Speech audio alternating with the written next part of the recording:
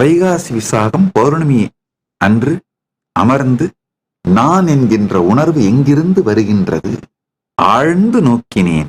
பெருமானே, அண்ணாமலையானே, அருணாச்சல பரம்பொருளே, வெளியில் அண்ணாமலை சுவாமிகளாக குருவாக தோன்றி என்னை உள்ளே செலுத்தினார். உள்ளே அவரே இருந்து ஈர்த்து என்னை ஆண்டார். உள்ளே இழுத்து கொண்டு என்னை விழுங்கி தான் தானாய் நின்றார். தான் தானாய் வெளிப்பட்டு நான் எனது என்கின்ற உணர்வு இல்லாது தான் எனும் பரமசிவ பரம்பொருள் பரமாத்வைதத்தில் நிறைந்து நின்றார். அந்த நிலை அது ஒரு ஸ்டார் கேட் மாதிரி ஜஸ்ட் உள்ள இழுக்கப்பட்டது.